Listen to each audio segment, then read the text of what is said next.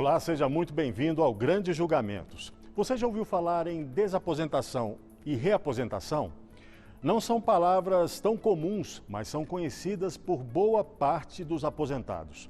A primeira é sobre os que retornam ao mercado de trabalho e, por lei, continuam contribuindo para o INSS, o Instituto Nacional do Seguro Social. E a segunda é sobre os que solicitam o recálculo da aposentadoria, em troca de um benefício mais vantajoso. Desaposentação é uma criação doutrinária e jurisprudencial ocorrida nos anos 90 como uma reação ao fim do pecúlio. O pecúlio era um benefício pago pelo INSS em parcela única para aquelas pessoas que já aposentados retornavam à atividade. Ao retornar à atividade, eles voltavam a contribuir e quando ele encerrasse essa atividade laborativa, ela recebia de volta essa contribuição. Isso perdurou até abril de 94, com a Lei 8870 de 94.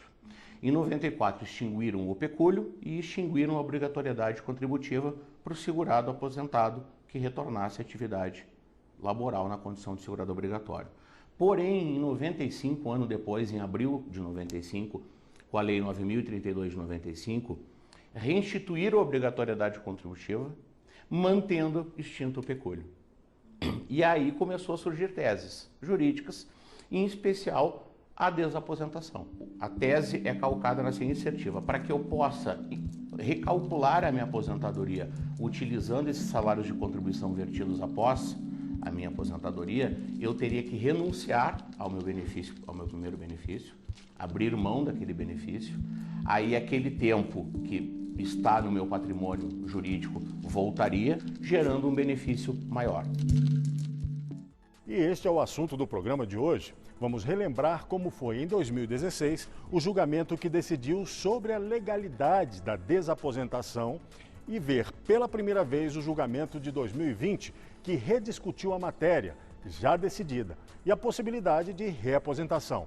Então vamos entender melhor esse caso. Em 2016, o julgamento do recurso extraordinário 38.1367, de relatoria do ministro Marco Aurélio Mello, e os recursos extraordinários 82.7833 e 66.1256, de relatoria do ministro Roberto Barroso, foram finalizados.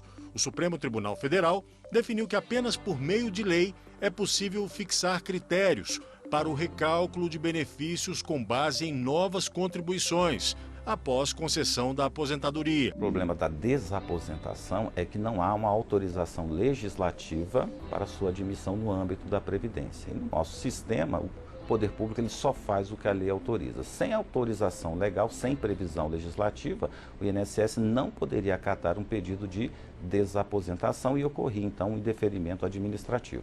Essas pessoas que se sentissem lesadas recorriam ao Poder Judiciário e até a decisão do STF havia uma certa pacificação da jurisprudência no sentido da possibilidade. Então, no âmbito judicial, até Superior Tribunal de Justiça, os interessados estavam obtendo vitórias, né? O STF, ele, na decisão de 27 de outubro, então, contrariando essa jurisprudência, entendeu que sem previsão legal não seria possível a concessão da desaposentação. O julgamento teve início em 2014 e foi concluído em outubro de 2016. Ao longo desse período, vários ministros pediram vista. Ao todo foram 7 votos a 4 a favor da desaposentação. Contra o recálculo da aposentadoria, votaram os ministros Dias Toffoli, Teori Zavascki, Edson Fachin, Luiz Fux, Gilmar Mendes, Celso de Mello e a presidente do Supremo à época, ministra Carmen Lúcia. A favor da desaposentação ficaram os ministros Marco Aurélio, Luiz Roberto Barroso, Rosa Weber e Ricardo Lewandowski. Acompanhe os melhores momentos. A principal preocupação do INSS em relação ao tema é relacionado à ausência de fonte de custeio. Como todos sabemos, no Brasil nós não temos um sistema previdenciário de capitalização. Nós temos um sistema previdenciário de repartição simples, com forte conotação na solidariedade. O que isso quer dizer? Cada um dos segurados contribui não somente para o seu próprio benefício no futuro, mas a massa de segurados da atual geração contribui para suportar os benefícios concedidos para aquela geração que já não está mais em atividade e que precisa da concessão deste benefício. O que se tem pretendido aqui definir como um direito exclusivo do próprio segurado de que aquelas contribuições que ele verte depois do primeiro benefício tem que lhe retornar de forma direta, joga por terra aquilo que é o nosso sistema. A meu ver, viola o sistema constitucional contributivo e solidário impor-se ao trabalhador que volta à atividade apenas o dever de contribuir, sem poder aspirar nenhum tipo de benefício em troca, sendo bem certo que os dois benefícios excepcionados pelo parágrafo 2º do artigo 18, que são salário família e auxílio reabilitação, não são aplicáveis às pessoas que estão aposentadas, ou apenas por exceção o sujeito está constituindo família às vésperas da aposentadoria.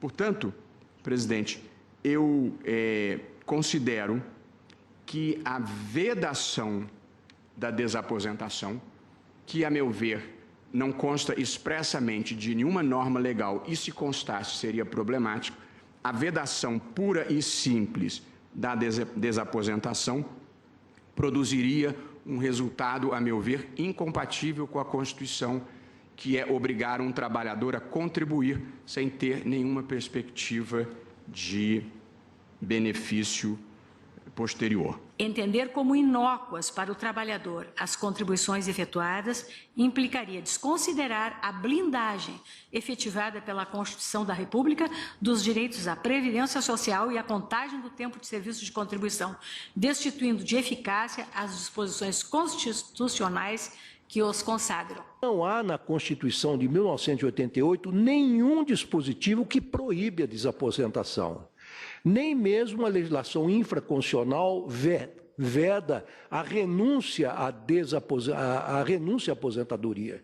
A aposentadoria, a meu ver, constitui um direito patrimonial de caráter disponível, pelo que se mostra legítimo, segundo penso, o ato de renúncia unilateral ao benefício, que não depende de anuência do Estado, no caso do INSS. Com risco, presidente, de incidir numa reforma prejudicial recorrente, provejo parcialmente o recurso para assentar o direito estrito do contribuinte ao recálculo dos proventos da aposentadoria. Se nosso regime previdenciário possui já há algum tempo feição nitidamente solidária e contributiva, não se vislumbra nenhuma inconstitucionalidade na aludida norma do artigo 18, parágrafo 2º da 8213, que veda aos aposentados que permaneçam em atividade ou a essa retornem o recebimento de qualquer prestação adicional em razão disso, exceto, e explicitamente colocado na lei, o salário família e reabilitação profissional. A desaposentação não possui previsão legal. Pode não estar vedada na Constituição, mas não possui previsão legal. Não se poderia, a pretexto da inconstitucionalidade do sistema atual, assegurar o direito subjetivo aqui reclamado, de substituição de um benefício de aposentadoria menor por outro maior. Aliás, se esse benefício fosse garantido, seria evidente o nefasto desarranjo do sistema. Nada impediria que a progressão de uma aposentadoria para outra, mal disfarçada, em renúncia de um benefício, com simultânea e automática obtenção de outro, se desse a cada ano, todos os anos, pois a cada período anual será possível agregar a benefício já usufruído as vantagens decorrentes de novas contribuições e da menor expectativa de sobrevida. Veja o que explicou na época o procurador federal do INSS, como funcionam as regras do regime geral da Previdência. Ele avalia por que a desaposentação não tem embasamento jurídico. Quando um segurado requer a aposentadoria, ele requer um ato administrativo vinculado, ou seja, ele só obtém a aposentadoria se preencher todos os requisitos. Se isso acontecer, a gente chama de ato jurídico perfeito. Então, ele já está aposentado. E segundo as regras do regime geral de previdência, a aposentadoria por tempo de contribuição, ela tem a aplicação do fator previdenciário. Então, o que a gente tem hoje? No serviço público, uma idade mínima de aposentadoria, e no regime geral não há esse limite. Você pode se aposentar precocemente. Só que, ao se aposentar de forma precoce, você tem a aplicação do fator previdenciário que reduz o valor da sua aposentadoria. Então, é uma troca que o trabalhador faz. Ele pode se aposentar mais cedo, no entanto, essa aposentadoria terá um valor menor por conta da aplicação do fator previdenciário, mas ele vai receber essa aposentadoria por um tempo maior. Imagine alguém que se aposente aos 53 anos. Segundo as estatísticas do IBGE, ele vai viver até os 73, então ele vai receber por 20 anos esse benefício. Então, não há previsão em nenhum momento na lei ou na Constituição que fundamente um pedido de desaposentação, até porque é um ato jurídico perfeito, para que você recalcule a sua aposentadoria com um valor maior, quando você estiver mais velho. E assim, o plenário do STF decidiu que a desaposentação é inviável por não estar prevista em lei. A decisão alcança pelo menos 70 mil processos que se encontravam nas instâncias de origem. Ao todo, foram 7 votos a 4 a favor da desaposentação. Até agora, você acompanhou como foram os julgamentos no STF que trataram da legalidade da desaposentação. Mas mesmo após essa decisão de 2016, o assunto voltou a plenário em 2020. É o que você vai ver no próximo bloco.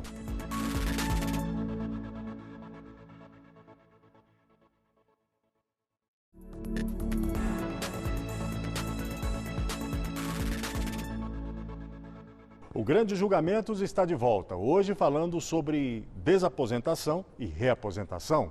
Desde que foi concluído o julgamento do recurso extraordinário com repercussão geral, reconhecida em 2016, com o veto à desaposentação, aposentados e pensionistas de todo o país rebateram o resultado e o assunto veio parar novamente no STF este ano. Um recurso apresentado pela Confederação Brasileira de Aposentados e Pensionistas, a COBAP, apontou omissão na decisão da Suprema Corte de 2016, além da necessidade de definir conceitos como reaposentação e uma possível modulação de efeitos da primeira decisão.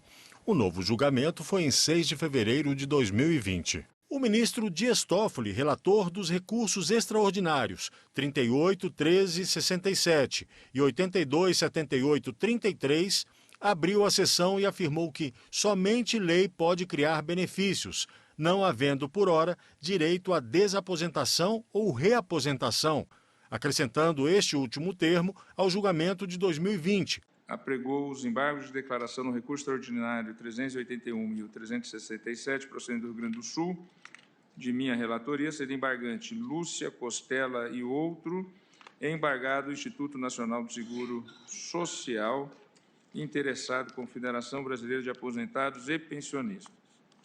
Após o voto do relator, acolhendo parcialmente os embargos de declaração, apenas para reconhecer a irrepetibilidade dos valores alimentares auferidos de boa-fé e por força de decisão judicial até a proclamação do resultado deste julgamento, e o voto do ministro Marco Aurélio, divergindo do relator, acolhendo os embargos apenas para prestar esclarecimentos sem eficácia modificativa, pediu vista dos autos o ministro Gilmar Mendes.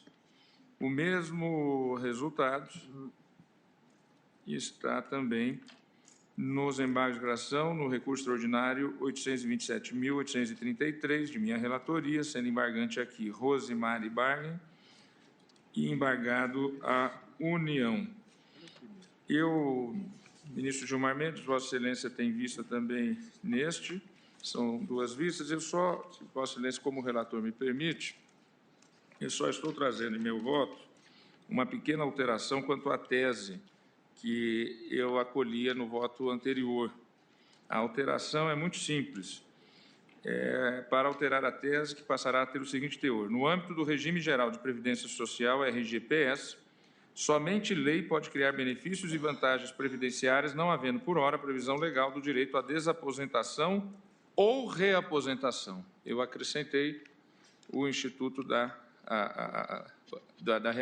reaposentação, porque há... a hipótese da renúncia exatamente. O ministro Gilmar Mendes acompanhou o voto do relator. Ele falou do entendimento do STF sobre a figura da desaposentação na renúncia a uma primeira aposentadoria. Verifico que, embora os embargantes tentem apresentar uma distinção entre desaposentação e reaposentação, o Supremo Tribunal Federal já entendeu que a figura da desaposentação consiste na renúncia a uma primeira aposentadoria para obtenção de uma nova, em melhores condições, com utilização de contribuições posteriores pagas em razão da volta à atividade.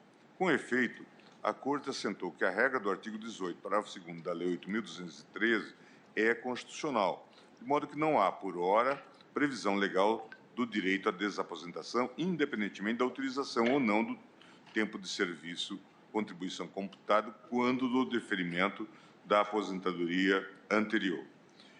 Referido ponto, como já salientado pelo ministro Dias Toffoli, foi levantado em vários votos, tendo esta Corte adotado o entendimento segundo o qual o ato de aposentar-se é irreversível e irrenunciável, conforme estabelece o artigo 181b do Regulamento da Previdência Social. Ademais, entendeu-se que o fato de o aposentado, que continua trabalhando, recolher obrigatoriamente contribuições para a Previdência Social, decorre da natureza solidária do regime previdenciário.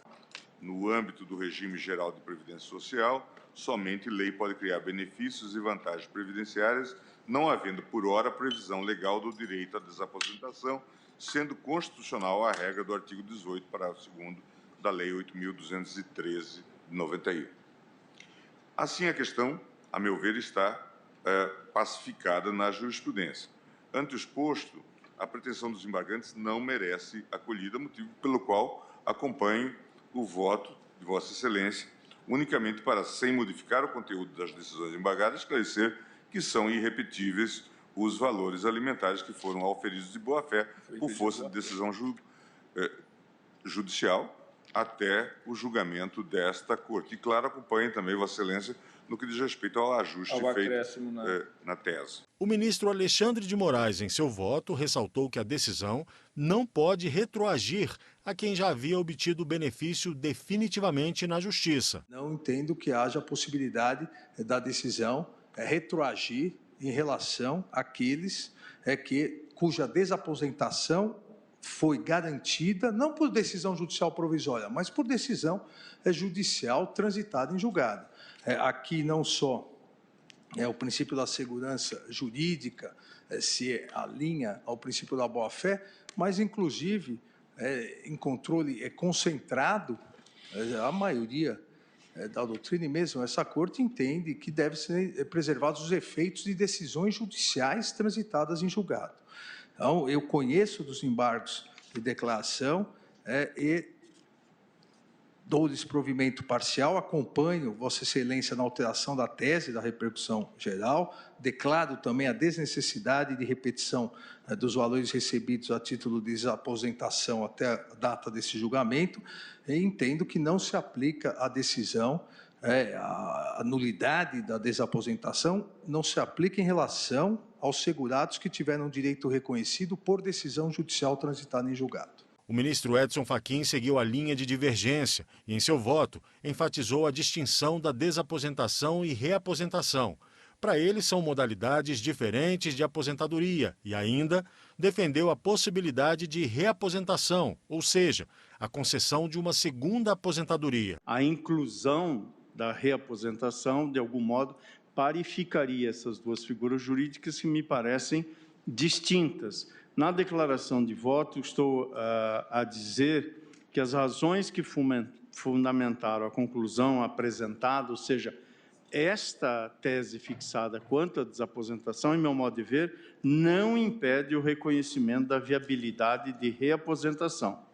Diferente da desaposentação, na hipótese não há inovação à míngua de previsão legal e trata-se de modalidades distintas de aposentadoria.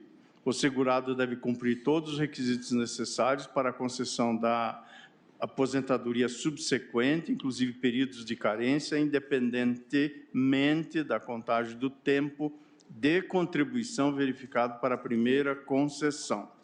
Também reconheço na declaração, e eu minudento esses e outros aspectos, que o segurado também contribui de maneira desvinculada para a concessão de cada um dos benefícios. O ministro Marco Aurélio Mello foi quem abriu a divergência em favor da desaposentação. Reporto meu voto de 12 de abril de 2018. Concluí na oportunidade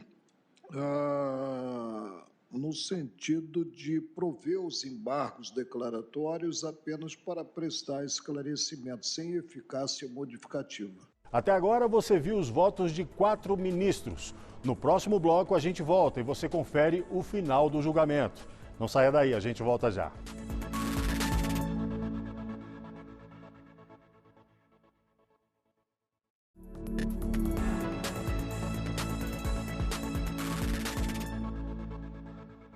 O Grande Julgamentos está de volta. Agora você acompanha o final do julgamento que decidiu sobre os recursos extraordinários apresentados contra a decisão do STF, que determinou que a desaposentação não seria possível em razão da ausência de previsão legal.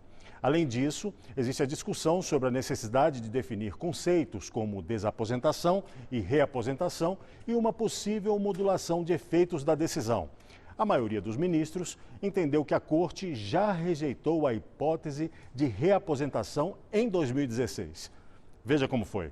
Em um voto breve, o ministro Luiz Roberto Barroso acompanhou parcialmente o voto dos demais ministros, respeitando os casos já transitados em julgado, assim como o ministro Alexandre de Moraes. Eu sei que em matéria tributária, sob a condução do nosso querido e saudoso ministro Teori, nós passamos a entender que a mudança de jurisprudência, evidentemente não afetava o para trás, mas afetava para frente, mesmo diante das situações transitadas em julgado. Aqui, porém, eu devo confessar que tenho mais conforto em respeitar as situações já transitadas em julgado. A ministra Rosa Weber proferiu seu voto como a maioria, com o acréscimo do quanto decidido pelo ministro Alexandre de Moraes. E entendo que o plenário enfrentou a questão de uma maneira majoritária que foi consagrada no acórdão lavrado por Vossa Excelência. O ministro Luiz Fux acompanhou integralmente o voto do ministro Dias Toffoli, no sentido de que a desaposentação é inconstitucional e que já havia jurisprudência para o assunto, uma vez que o STF já tinha decidido sobre o tema. Eu acompanho integralmente o voto de Vossa Excelência por algumas razões. Em primeiro lugar, o Supremo Tribunal Federal entendeu que a desaposentação é inconstitucional, em primeiro lugar. Em segundo lugar, nós estamos em sede de embargo de declaração e, pelo que eu pude colher de todos os votos, tanto se abordou a questão da desaposentação quanto da reaposentação. Em terceiro lugar, se o Supremo Tribunal Federal declarou inconstitucional a desaposentação, nós temos hoje uma jurisprudência no sentido de que cabe a impugnação a posteriori da coisa julgada inconstitucional, porque se a sentença se firmou com base no entendimento que o Supremo Tribunal Federal entendeu ser inconstitucional, ela não pode ser efetivada. Está hoje muito expresso no Código que pode haver impugnação no processo de execução daquilo que fora considerado inconstitucional no processo de conhecimento.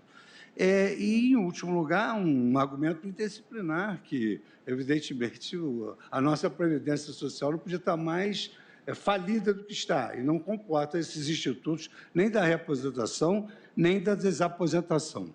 Como nós estamos em fase de embargo de declaração e não houve nenhuma dessas omissões, eu fico com um voto de Vossa Excelência que faz essa modulação para não pagar aquilo que foi recebido de boa-fé. Segundo a ministra Carmen Lúcia, o seu voto foi em respeito à coisa julgada e em observação ao princípio constitucional. Estou acompanhando o ministro Alexandre porque o que ele está estendendo é em respeito exatamente à coisa julgada, como foi realçado nos votos que o acompanharam.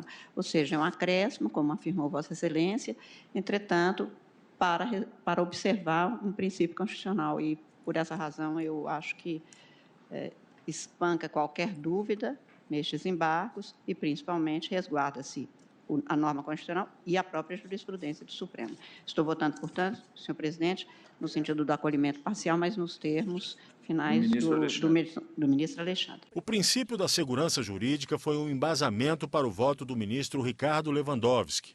Ele termina traçando um panorama da atual situação financeira do país e enfatiza que a devolução dos valores já recebidos seria trágico para a economia do país. Acompanho Vossa Excelência, entendo que não cabe, em sede de embargos declaratórios, rediscussão da causa, a matéria está vencida, mas no aspecto que foi levantado pelo ministro Alexandre de Moraes, eu queria dizer que eu acompanho integralmente em homenagem ao princípio da segurança jurídica.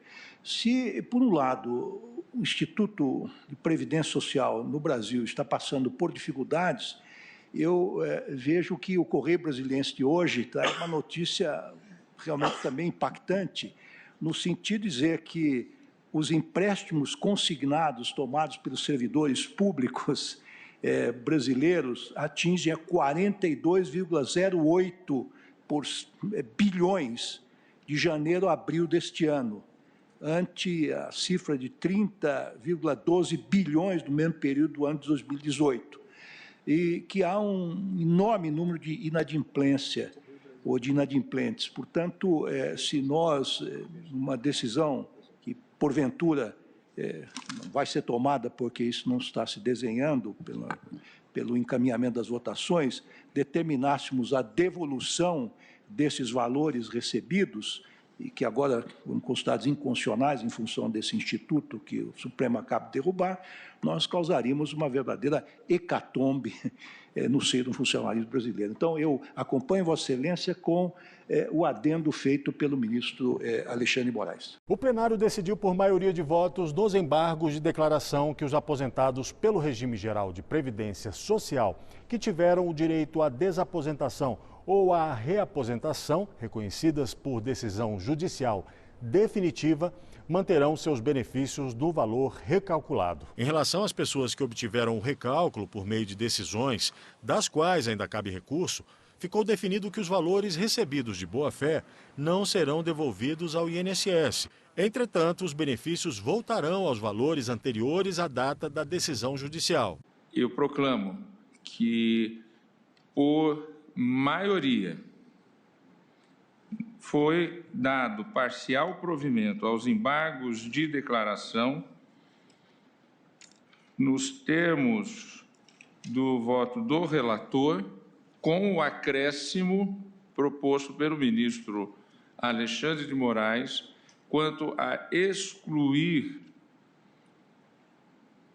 as hipóteses relativas a decisões já transitadas em julgados. Com isso, os ministros reformularam a tese de repercussão geral firmada no julgamento dos recursos extraordinários para incluir o termo reaposentação.